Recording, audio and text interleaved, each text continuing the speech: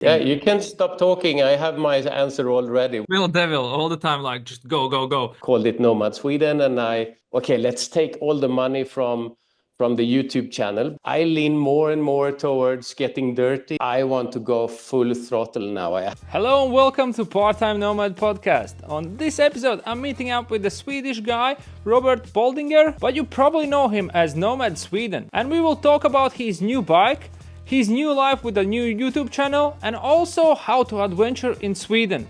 So, let's start the episode. Welcome, Robert. Thank you for Thank you.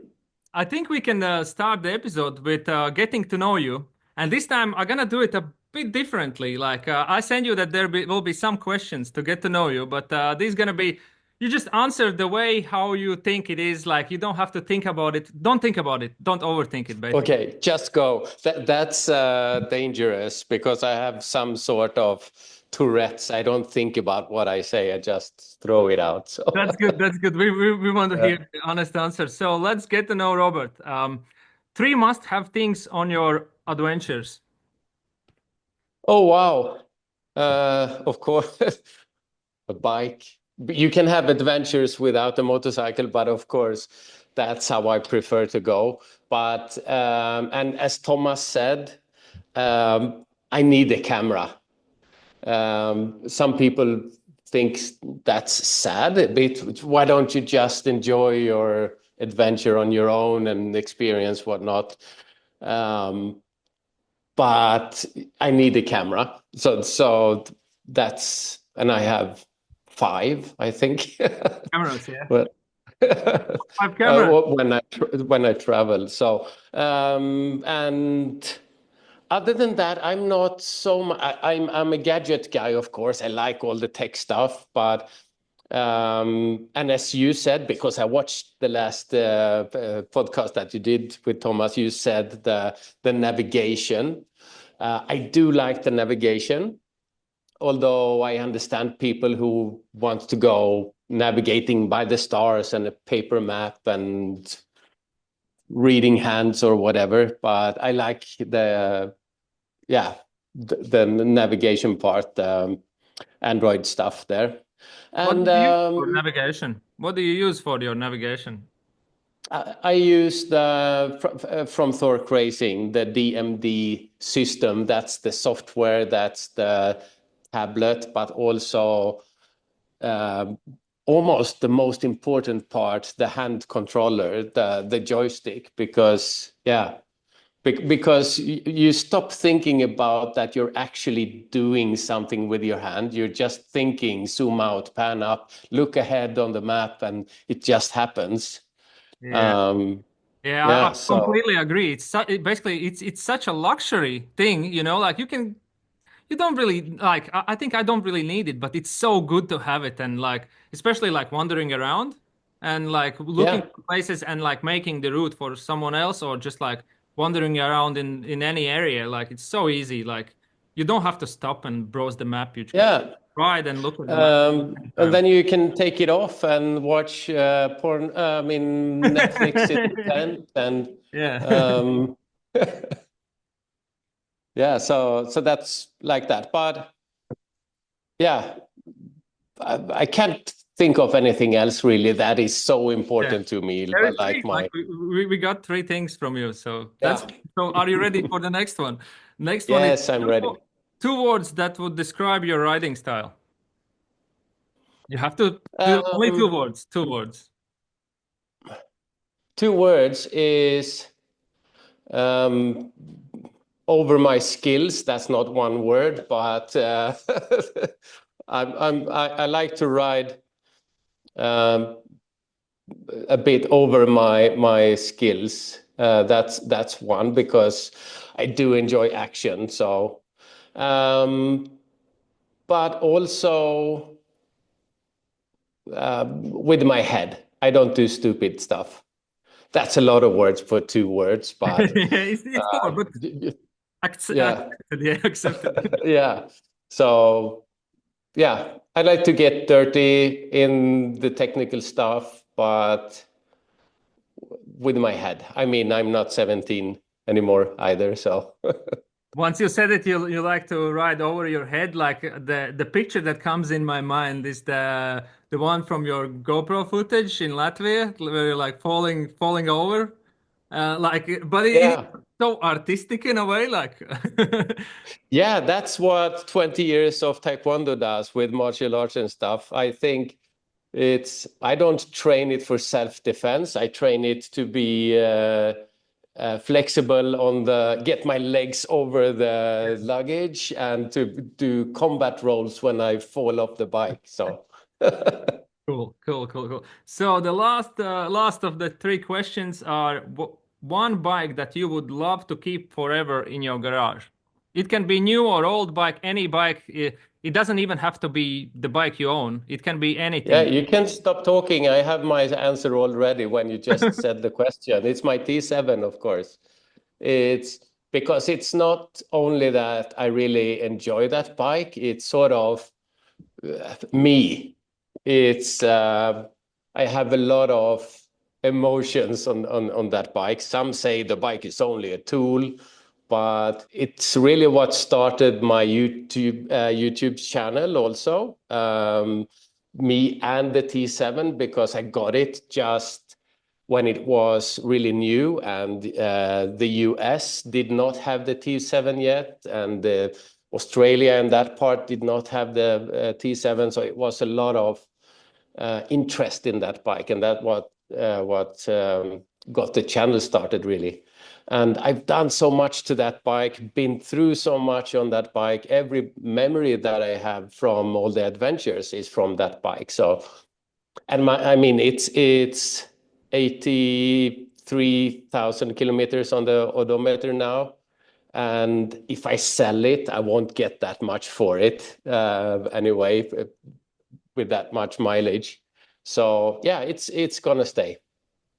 Yeah, yeah. I think yeah, like when you have those memories with the bike, it's always like it's hard to get rid of a bike. I had a KTM 690 before that I traveled with, and I build it, and it's just you get so attached to the bike, and it's really hard to sell. Yeah, But for yeah, me, I'm like time. that. But I'm like that. Yeah. did you own any other bikes before that, like any adventure bikes? Yeah, adventure bike. Yeah, the first adventure bike I got was 2017. I got the only bike that you could have as a man, and that was the 1200 GS, of course, and yeah, and so on. So I got it because my buddies had it, and Long Way Round had it, and that was the bike. But yeah,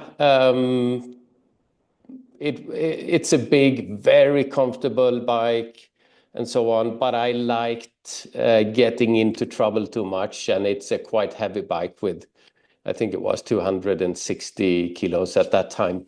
Yeah. So yeah, How was it to get rid of it? Like, did you felt like emotionally attached, or that was just like an easy no-brainer? Just yeah. I just started adventure biking and I got it and I had it for just over a year, and then the T7 came and I just forgot about the BMW because I want that one. Same story how I met my wife, but I was with someone else and then I saw my wife and I said, it's her that I'm going to spend my life with. And that's the same story with the T7.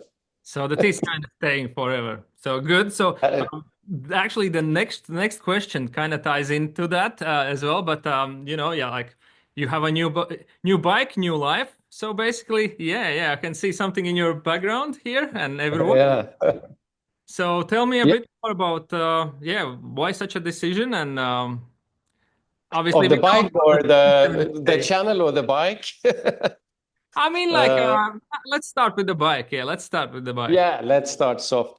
Um, yeah, you heard me talk so well about the T7, but I've been thinking a long time about getting a lighter bike just for the fun rides and to be more agile, and also to be able to ride alone because the T7 is a very heavy bike when you get stuck. It's no problem if you're with your buddies, you can get out of anything if you're a team and so on. But you spend a lot of energy, like in Latvia. That's on the Autoro Scout. That's actually when I said, when I get back home, I'm getting myself the AJP. And I made that decision in the sand in Latvia and saying, fuck this. But that was on uh, Saturday. That was Saturday or Sunday, right? that was Saturday and Sunday. Did you Uh, get to that bush part? Basically, like a really like it was basically like off-road. Basically, like a part with just bushes, and you're going through like old tractor track. not sure it was there actually. This was at the Sandy Hill. Oh no, no, that was Uh, like on the on in between, basically like the middle of the track somewhere, like quite far away. yeah, yeah. Yeah. Yeah, and also other places where we rode around, not only on the quest stuff, but yeah.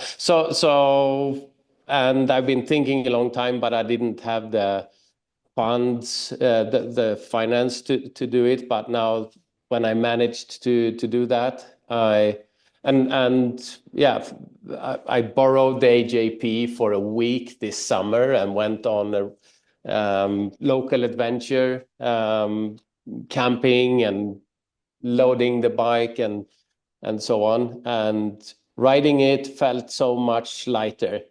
And still, I can travel far with it and have all my luggage on it, just as on the big bike. So, yeah, some people say that why get the AJP when the T7 is so close? But that's only on paper. It's two completely different bikes when you ride it.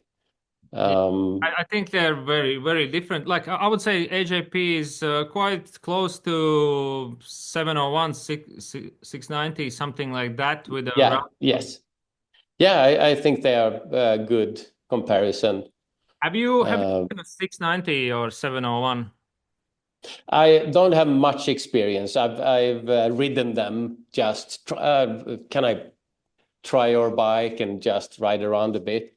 So I haven't really tested them for a longer period. But no, I'd like the adventure style of the AJP, because the 690s and 701s, they are sort of big enduros, and they are still enduros. But this is an adventure bike, has a longer wheelbase, a bit more stable and plush and more like a tractor, Yeah. while the 690 is ready to race. It's More meant like to a race. race. Yeah, yeah. So it's more like a race bike.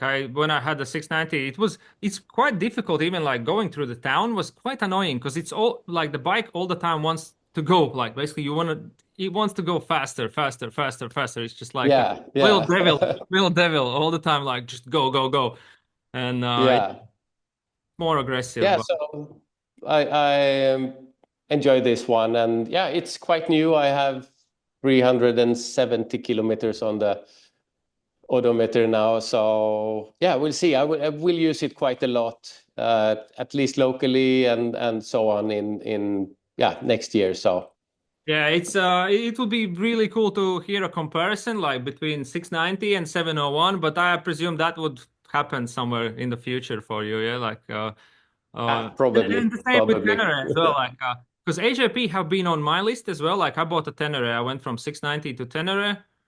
I don't really know the main reason is the reliability. Basically, like Yeah, 701, no, not 701, T7 is basically like a bike that you just push in a shed after riding and you take it out and it goes. And yeah, that's yeah, the amazing part. Everything else is you kind of you can live with it, with the suspension and yeah and the weight, but you can live with it. And but yeah, yeah, absolutely. yeah, good bike with Yeah, real reliability. So the next thing what I want to talk with you about is the new life part. Basically, as many people yeah. think that you have changed a bit things with your YouTube presence. Yeah, but actually, for me, maybe it looks like a big change online on the YouTube channels and everything. But since 2010, I've been on YouTube making YouTube videos. That's what I've been doing. And since 2018, I've been making all the videos because I make videos on my hobbies. And in 2018, we got this group together with friends and called it Nomad Sweden, and I started documenting that as a YouTube channel also. And since then, for 6 years, I've been just making YouTube videos because it's a passion. It's not that, I mean, people see me as an adventure biker online, but I'm just as much a video maker. But people don't see that behind the screen. But that's what I love doing, and that's what. Even though I changed the channel now, I know you're curious why. But anyhow, for me, it's just a different account that I upload stuff on. And I will just keep on doing what I've always been doing. But yeah, okay. The reason for the change mainly is very normal, very typical. It happens every day. We started in a group of 4. We called ourselves Nomad Sweden, and I documented our trips together because we rode bikes a lot together, and got into this great little circle where, okay, let's take all the money from the YouTube channel because it started to collecting a little bit of money and so on, and just save all of that so that we can go on a big trip every year sponsored by the channel. And yeah, I've been doing 100% of all the video and YouTube and everything like that. But that was okay because we had this team. But the natural thing, I guess, is that when it goes on for many years, then people change or just have different preferences. Priorities. I lean more and more towards getting dirty, and other wants to do other kinds of trips and stuff like that. So just over time, we ride together less and less, and so on. So it came to a point pretty much where, there's a bucket of money from the channel, but we're not riding together. So I came to sort of a situation where, I'm all the videos that I'm doing on the channel for several years are just my videos and not about the gang anymore, but still sort of sharing everything. But now we didn't have anything to share it on since we don't ride together more than a yearly trip, that it becomes obvious that we want to do different things. So I came to a point where I'm sort of stepping off and going doing my thing on YouTube solo. But then you come to this thing, as in all marriages, I guess, that break up, so on, that splitting the revenue from the channel is not something everyone wants to stop, even though no one is working with it. So we made a deal, and that's been going on for a couple of months, but I want to go full throttle now. I have so many things lined up and things that I want to do. And I feel I'm a bit tied up. I cannot do everything that I want because of this history and agreement and so on. So I just thought, let's start from zero. I'm sure a couple of guys will follow the core followers from Nomad Sweden that sort of likes my videos. They will come over. So I did that, and then amazingly, 1 week, 11,000 subscribers had followed over to the new channel or started following that one too. So I'm off to a really good start, and it feels like like it was a really good decision now, because there is so much happening now also because of that, from the tension from it. Like we're working with the governmental tourism board in Texas to come over and make show Texas from adventure bikes and stuff like that. So it's sort of more commercial project, and I'm starting to work with tire companies and stuff like that, getting involved with a lot more things that I haven't really been able to do before. Yeah. So that is really fun. And yeah, I'm on a monologue now, but I didn't want yeah, to stop you. I didn't want to stop you, man. Like, yeah, like looking from a side, like I actually like I thought that Nomad Sweden is you. Like, basically, that's the one person thing. And yeah, and after that, like when I started to like when you came out with the video, I looked up at the older videos, and I'm like, see, oh no, there actually was a group of people, and it yeah. I mean, it the totally yeah, the viewers that have been with us for a long time from the beginning, they know, of course, the group and the whole team and so on. But since 2 3 years back, I guess it's been one video a year mainly, that was with 4 people, and the rest for the whole year was only me and other people like Matthias and Thomas and stuff like that. So many have that reaction also. What do you mean? Are there more people? Yeah, I But actually had to go and check the like when you came out with the video that you're making your own channel. I had to go and like make sure that yeah, really, yeah, that's really. But yeah, it's I thought it's just you there. But obviously, like it's a reasonable choice, and hopefully it works much more better. And you're free, like you're a free man now. You're not married to no one anymore. So yeah, that's a yeah, thing. exactly. It's for the viewers, they don't get it. But for me personally, it's a big that's what you said. It's a new life there. I feel that I can really give full throttle now, and yeah, keep working with this, because I have a lot of creativity and ideas and ambitions inside me. I need to get them out, and there's no time to break. Yeah.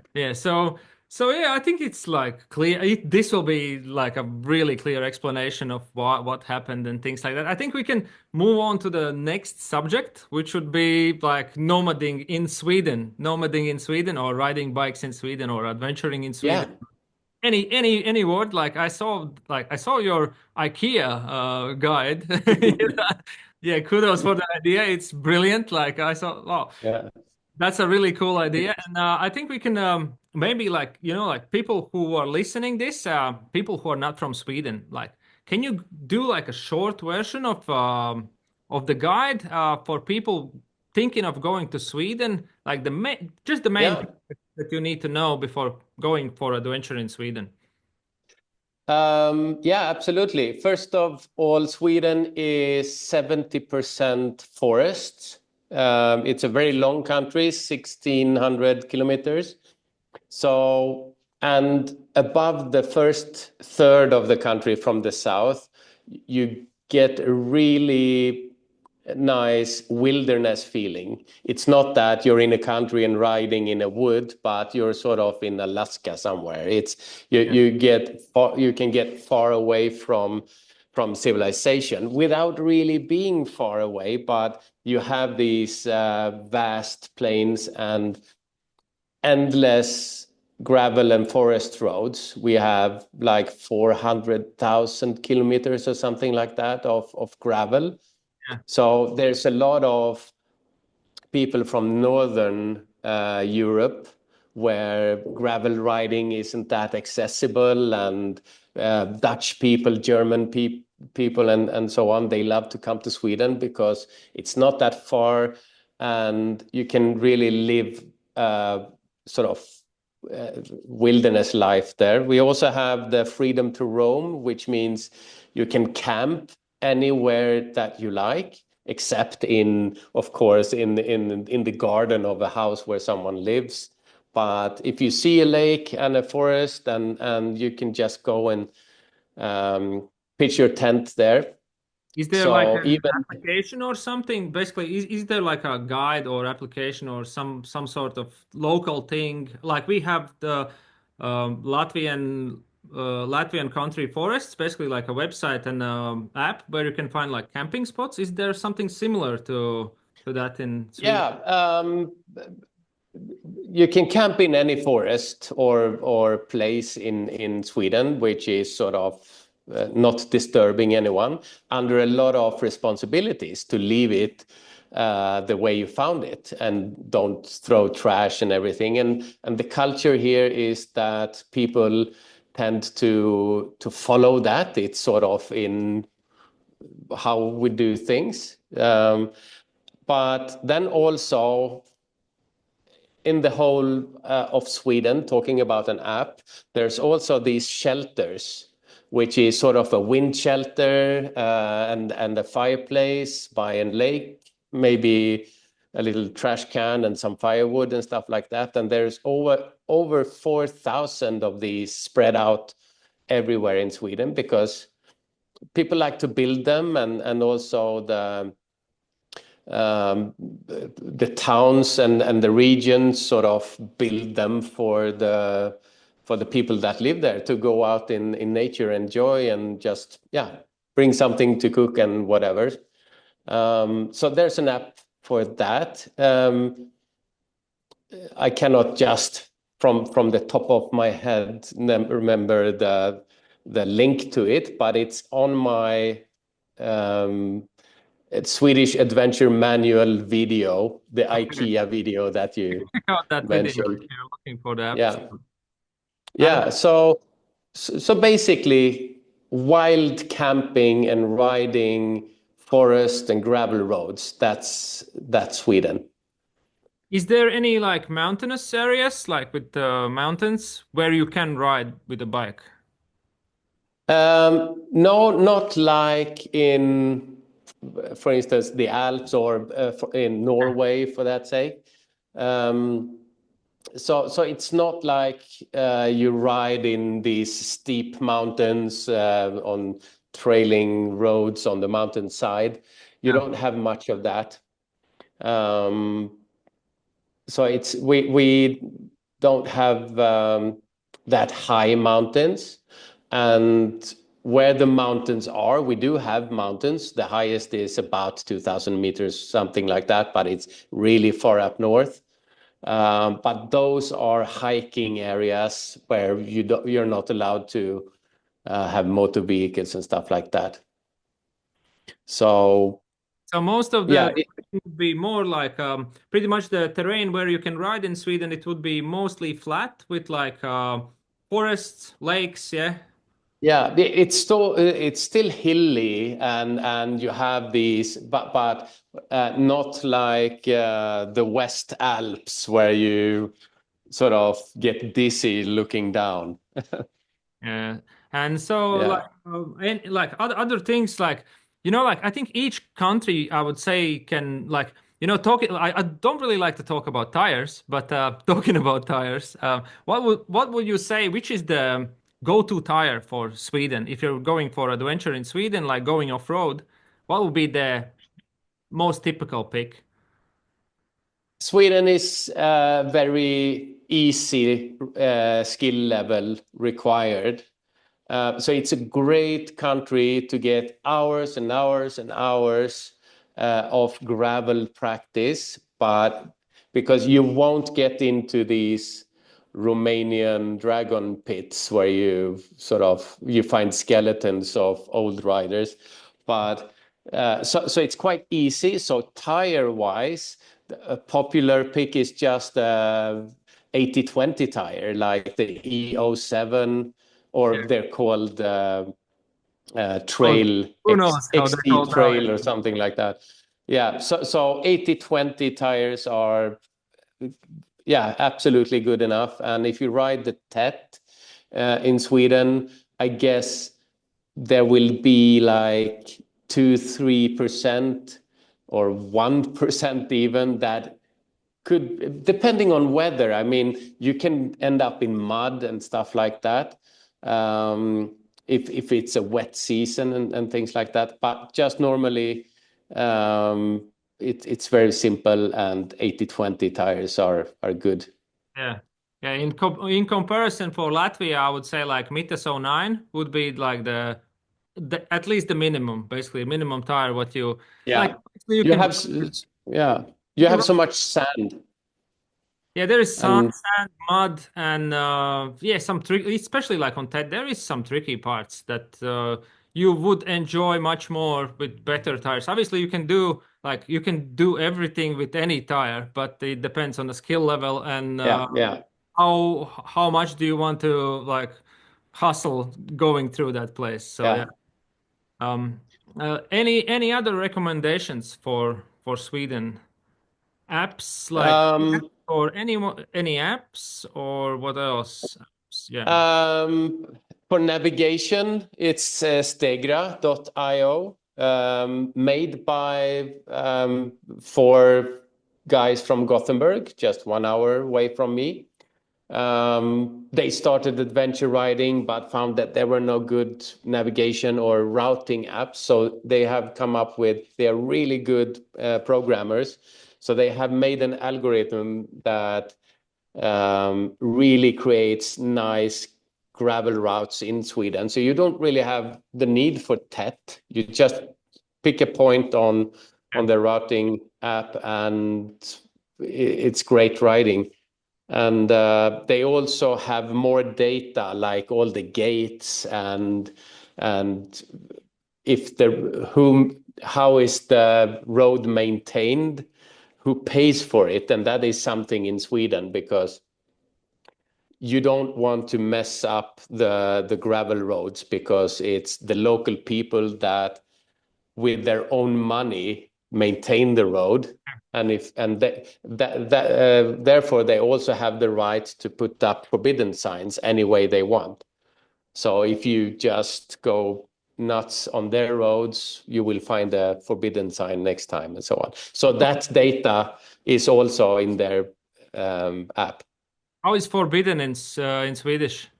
Or is it just a regular road sign? Or is there like a private, like in private property, for example, like if you're going in somewhere in Latvia, there's like you sometimes like small red sign with some text, and it could be sometimes even mixed up with the name of the place, and it's called privat īpašums, which means private property.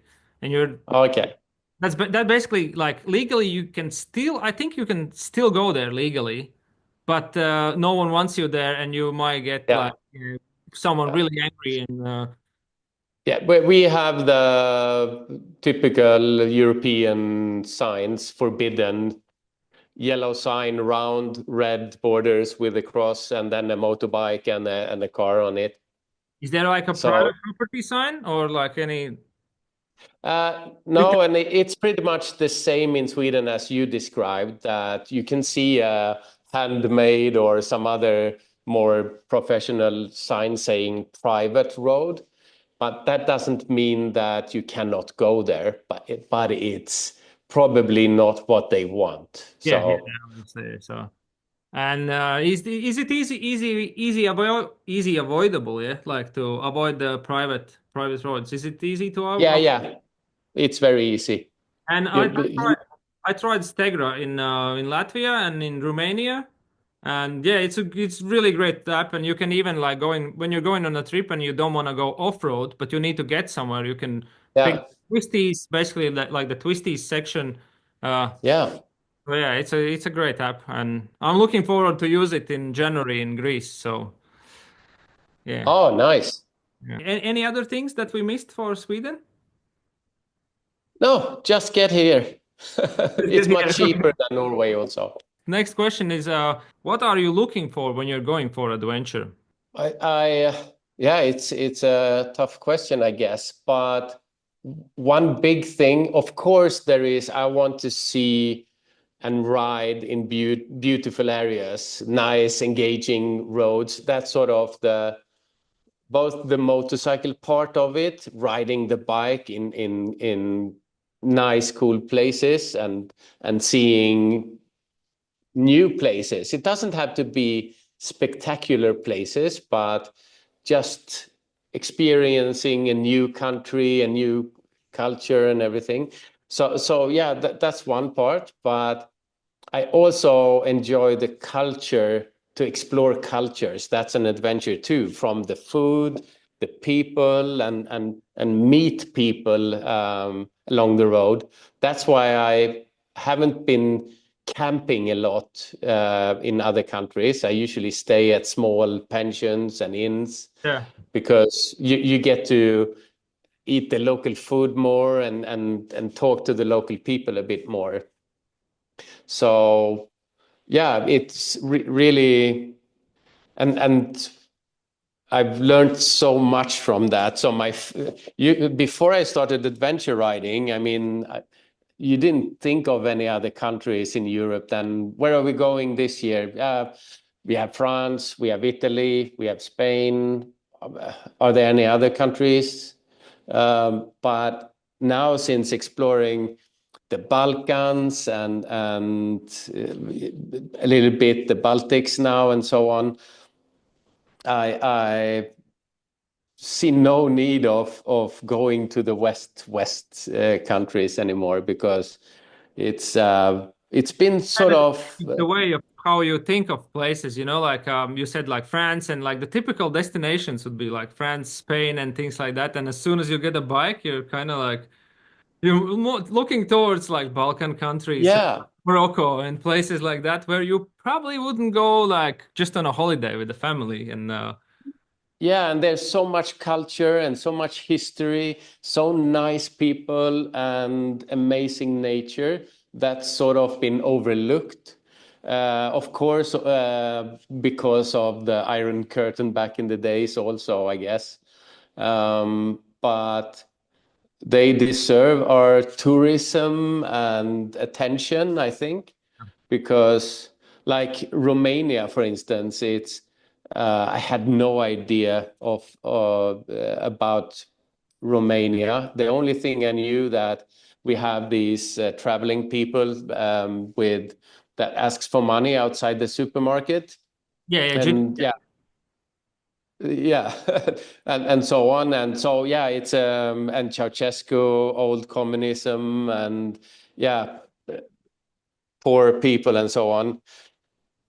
And then I went there and I was just blown away by they've come a long way up from yeah. So it's a fully functioning country, beautiful with the Carpathians, um, awesome food, great people. Yeah, so I just want to come back and back to Romania. So now it's one of my favorite countries. yeah. So And of course, yeah, I think like when you're traveling to places like you like usually for me at least I have a little bit different expectation at the beginning. When you go somewhere, you're like yeah, you have a presumption that Romania are gonna be this way, and but yeah, like Bosnia or any country like Morocco and where I have been, and it's just like you always go there. It is kind of true that you was thinking about it, but it's completely different in the same way. Like yeah, yeah. you expect. And I hear people like, yeah, I've been through Balkans now, so I've done that, and now I need to go somewhere else. I think the eastern part of Europe is, I could go there every year for the rest of my life because there's so much to see. Um, and And I think that yeah, some freedom there as well. Like you still have a bit of freedom with like riding wise, like in the mountains and many like more Yeah, European countries, like not more European countries, but the countries that are older European countries. They all yeah, have more restrictions and you can't really ride. I mean, not even like off road, like not off road, but basically like the mountain roads. They are closed for like riding. And if you go yeah, absolutely. Balkans, you can. And then there, yeah, like Germany and Switzerland, Austria, Italy is also getting more and more restrictive and so on. So yeah, it's if you want adventure, it's the East. And when I did this video from the first time we went down Balkan, and I called it Eastern Europe, and not everyone liked that because it has a bad ring to it in their own Comes with the ears, I package. guess. It's, Yeah, it's like saying Eastern Europe is bad in a way, but I don't see. I meant it as a direction. um, so yeah, I don't know what else to call it, but yeah, yep, great countries to ride. And then also we went further to Turkey, which also is a place that I'd love to go back to because it's such a huge country and there's so much more to see. yeah. It's a plan for me. It's I'm planning to go there next year with my friends. Any Yeah. suggestions for Turkey? Um, I think we did a good lap going first and then in the north part along the Black Sea coast. Because that is close to the sea and it's very green and lush areas and mountainous. Really beautiful places there and nice places to stay. And then we went south from Trabzon, which is almost at the Georgian border. Yeah. And then you end up on the D915, which is the most dangerous road in the world. Itchy Boots did it also in a video I saw recently. Was it as Uh, dangerous? It's not like as it's shown. No, I don't. I've seen at least video of places that look worse, but yeah, it's 2,000 meters down and it's quite Yeah. steep. But it's, I mean, it's a serpentine road up. So if you fall down, you may die, of course, but you don't fall 2,000 meters. So, Mm. but yeah, and then down there, and two places that you cannot miss when you go there. One is Kimalie, that's the Dark Canyon in English also. These endless hand-carved tunnels um, that goes on forever in a canyon, water down there. So it's sort of, yeah, it's an amazing place to ride. And of course, Cappadocia is like another planet. They have all the balloons and stuff, of course, that every morning go up, so the entire sky is filled with warm, hot air balloons. But also the history there and these very strange things Yeah, looking like, yeah. they're like pillars. Yeah, they look like pillars, like the rock formations. I don't know the. Yeah, I have another word for it, but if children are watching, I don't want to say it. Yeah, okay. So, is there actually like Cappadocia around that area? Is it like a rideable place around? Yeah, it's very open to ride. You can just ride out among where because it's a huge area where all the balloons are starting. I mean, there are hundreds of hot air balloons, and in this area, it's just go wherever you want, slalom among the balloons, and you have to avoid the brides because marriage. Taking wedding photos is very popular. So there's brides with wedding dresses and flowers running around, and You're riding yeah, along, yeah? yeah, yeah. Oh, So yeah, it's very interesting experience. But Turkey is great in that way that you have one country. Of course, it's so large, but you have a lot of different experiences in the same country, different types of nature, very different um, riding experiences.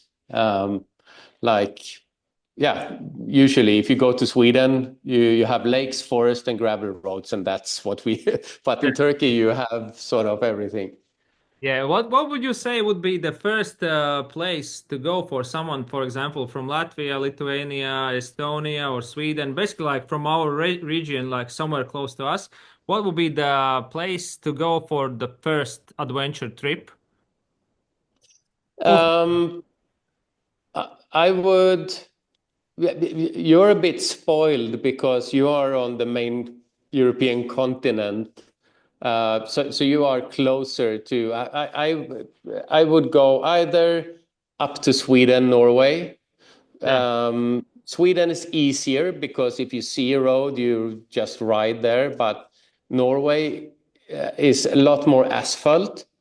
And if it's gravel, it's usually you have to pay every 50 meters something almost. Not really, but you have to pay a lot of toll roads and stuff like that. So Sweden is a great beginner country to get just all the hours of gravel. But then also I would go down sort of southeast um, over to South Poland, Slovakia, Hungary, Romania, and yeah, in that area. Because they have all skill levels also. It's not that every road is Romaniacs down there. Yeah, obviously. Romania was like, if you take ACT, Romania was quite easy. Like it was mostly asphalt roads and then some off-road, some gravel, and it was doable with any, I would reckon, like with any bike two up even.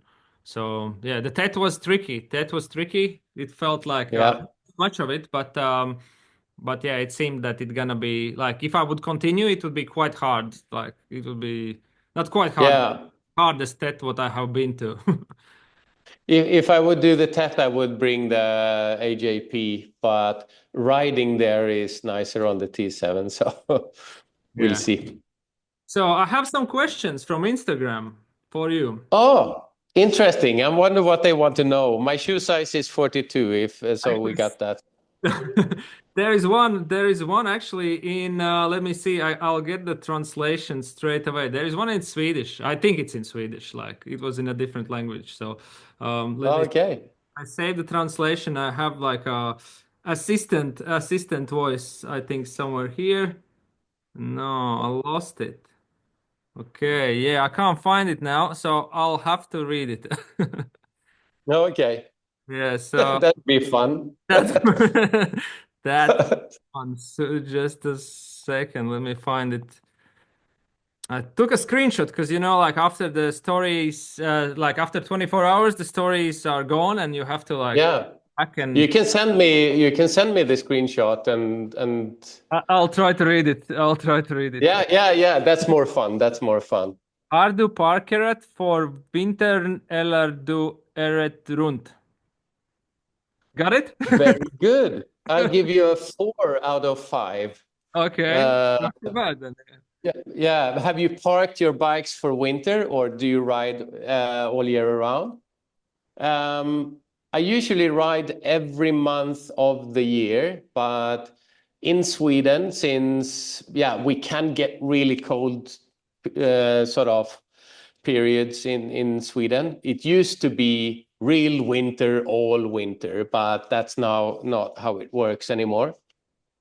So with normal, I don't have any studded tires, so I ride if we have plus degrees, then I ride.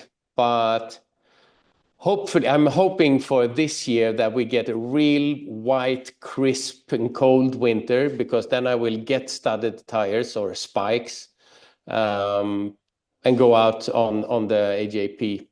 Yeah. Actually, there's a winter meet in Sweden that I hope to go. If I get good tires, I will go on that winter camping thing.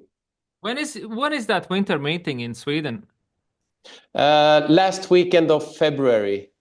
Okay, yeah, because I had a guy messaging me that he's like going from Germany or somewhere. Because I made that video with Oh, like winter camping with a motorcycle, and he probably thought that I might go to the same festival as well. And he was like asking for yeah, things, and yeah, that sounds actually really cool. Like it's with camping as well, yeah. yeah, yeah. So I need a lot of luggage to get that because I have warm sleeping bags and stuff like that, but it takes a lot of space.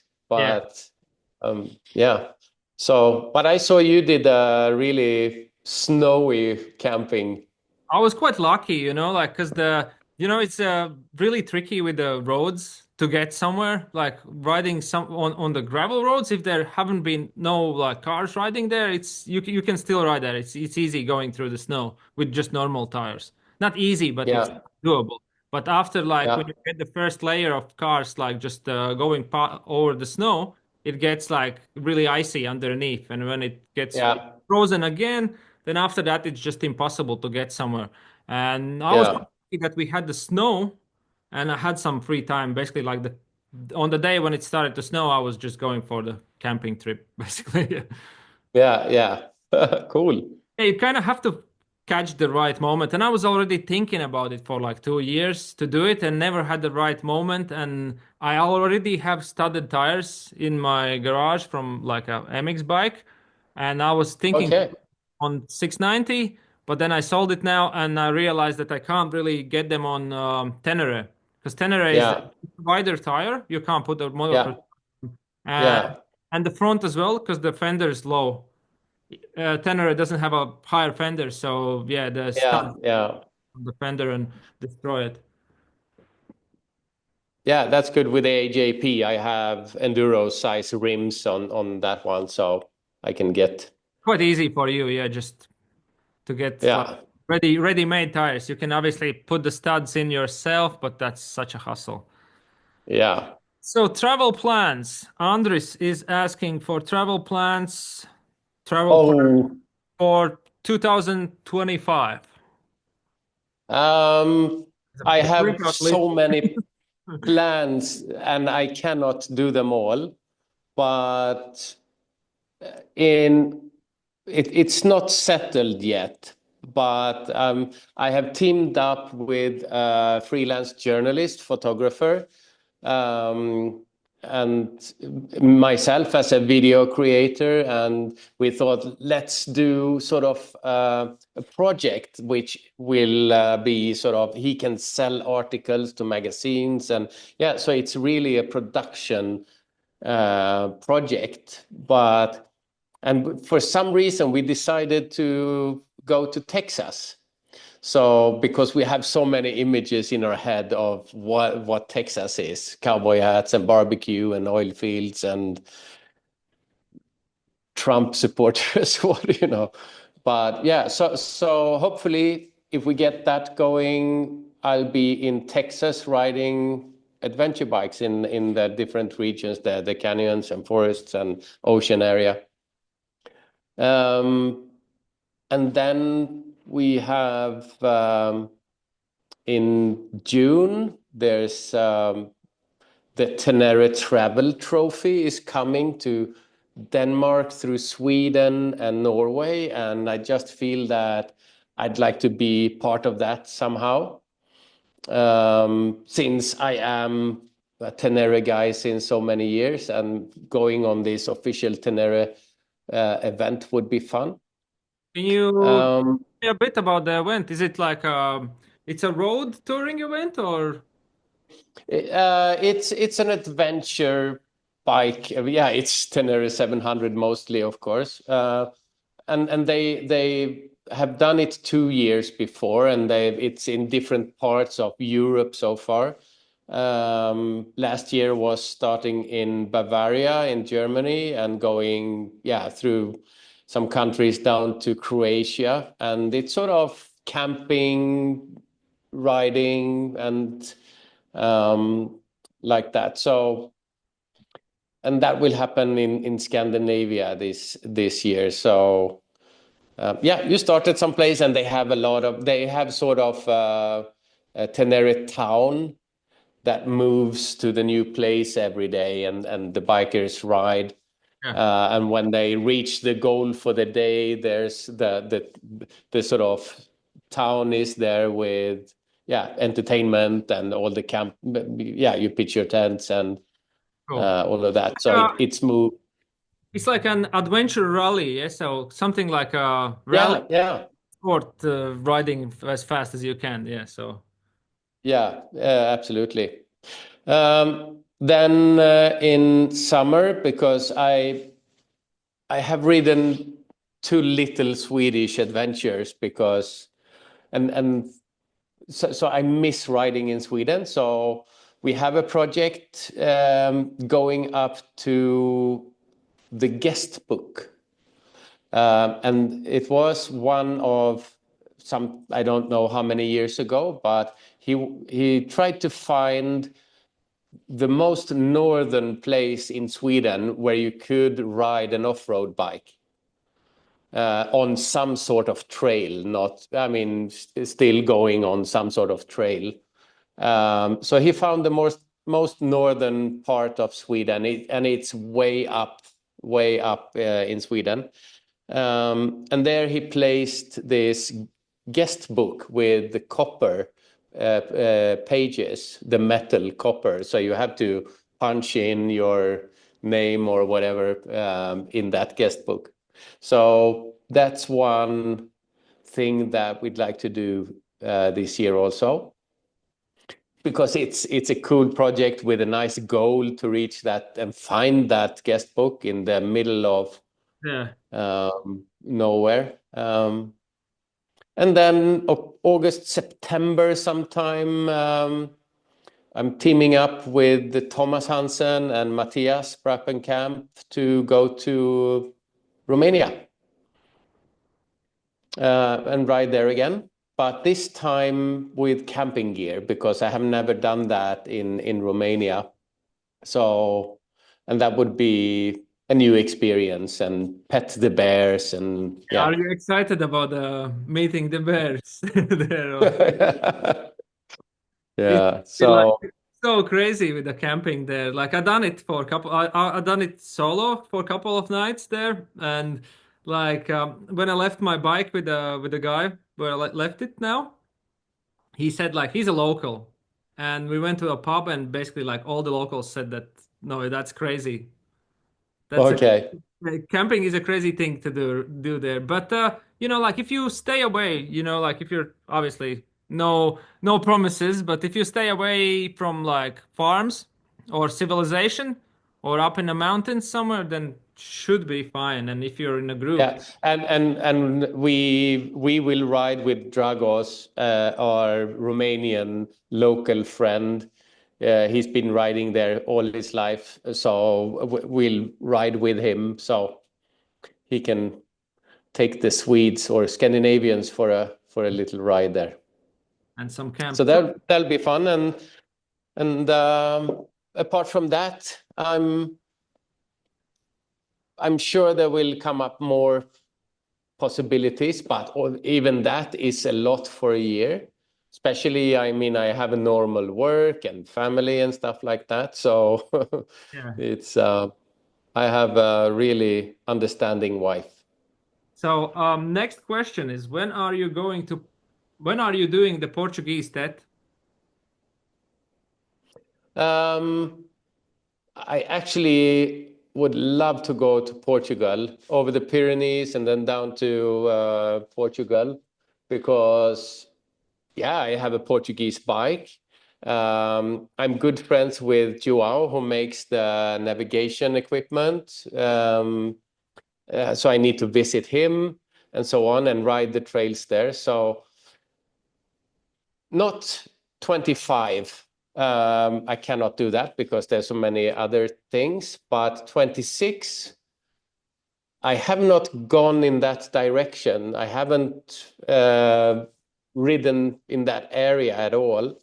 So I think it's time to. I have a map where I draw in red lines, yeah, almost where I've been riding, and that part has no red color yet. So So I think you need to take the Portuguese bike back to Portugal.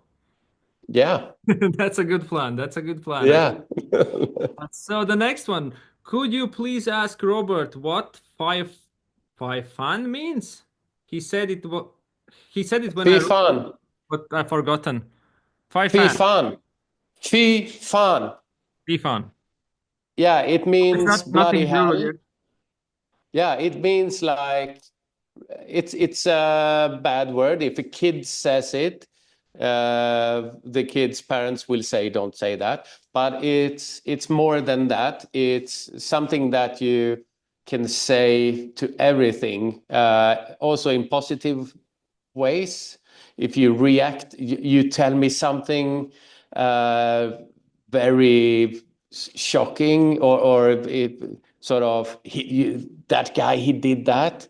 I can just reply, "Fy fan." That's, I mean, I'm impressed, or "Damn, that's one thing to do." And it can be, "Fy fan, this was good."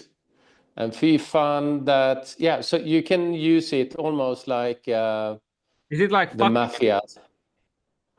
Yeah, it's not that sort of bad of a word like saying fucking all the time. It's softer than that. It's almost like the mafiosos. They can say "forget about it" in so many ways. It will mean different things. Okay, yeah, Uh, and you can say "fy fan" here in so many ways also. cool. But it's a power expression of something, expressing a feeling. Okay, the next one is quite yeah, this is gonna be challenging. Or maybe easy, I don't know. Like who do you like the most, Matthias or Thomas? Let me see. I'm just I, checking I, I, if I'm Matthias sure or it's Thomas. Thomas I'm sure it's Thomas who asked that question. actually Dutch Minion on her bike. Oh yeah. It's like asking a mom, which of your kids do you love the most? No, they are so different. So it's like you cannot. Um yeah, I'm being nice now. I'll send you a message. Okay. So the next one. If you need to choose between the motorcycles, which would definitely stay? I think we got the answer already, yeah. Yeah, yeah. I have to stick with the T7, but I hate the idea of selling a bike. There's always, I have a lot of space here, and as long as I have a steady, my economy is the same as it is now, I can always, Yeah. no bikes will be sold at least. You know, the good calculation for bikes in a garage is the number of bikes you have plus one. Plus one. That's Yes. that's what we all are aiming for. S- Yeah. so the I think we can do this like this is the last question. And Yeah. what is the best beer? Oh, I'm a beer lover. I there are so many different beers. So we have to go to different kinds of beer. Like I have, my father was Austrian. I was an Austrian citizen when I was growing up. But I'm born in Sweden, but still I have a taste for German and Austrian beer, of course. So I do like Weissbier a lot. So that's sort of the base. Normal lagers and Weissbier, that's sort of the base level that I always want. And then I sort of deviate from that. I like IPAs. I like the Belgian, a bit more sour beers. So I could just. It's easier to bring up the beers I don't drink that much, like stouts and porters and like these special smoked beers and things like that. I'm not so keen on those. I actually But started to drink porter. Like I used to think that it's horrible. I didn't really like it. And now during the winter time, it kind of goes well with things and like with some certain. yeah, And I think beer is kind of like a mood thing, you know? Like it depends yeah, on the mood. there's a beer for every occasion. Yeah. You probably wouldn't drink porter in Spain or somewhere like that when it's hot. No, yeah, it's a bit heavy. Yeah. That's why they drink their Coronas and everything in these hot countries. Yeah, this is it kind of goes with the weather, you know, like it's much better with the weather and like with countries like ours when we have like winter time, like more colder weather sometimes I think like yeah, the beer is like the beer what you can find in the shops is this like kind of made for the certain climate in a way, I would say. Yeah, yeah. How to But I can end this question with saying one of my favorite beers are the Arturo beers. For real, they are really good. There it is. There it Yes. is. I can't say it's still full. Like it is good, so it's empty. I just keep it as a I have souvenir. an empty one just like that on my shelf here in the garage also as a Souvenir. I just trophy. keep it as a souvenir. At the beginning, I kept it as like a whole beer, and like it stayed for like 2 or 3 weeks there, and yeah, I had to drink it. Yeah. So Yeah, yeah, really, really good beer. So that's a reason to go to the Arturo Scout itself, just to have the beer. Everything else is a bonus. if not bike, then at least the beer. Yeah, at least the beer. Yeah, yeah, I think on this note we can end the episode. So cheers with yeah. we can. I don't even have any drinks left. So yeah, cheers. And Cheers. thank It you, was a Robert. pleasure. Thank you very much for joining me. And yeah, hopefully, like everything with the new channel will go like crazy good, and the same with the bike. And hopefully the weather stays in pluses for you. And Yeah, yeah. So I can be able to ride. ride. So yeah, Yeah. thank you. Thanks for having me. So this is it for this episode, and a huge thank you for watching it. And if you want to get more involved in the episodes, you can leave your own questions for the next guest on my Instagram profile. I'll leave the name, how you can find it here. We'll see you at the next one. Thank you. Bye.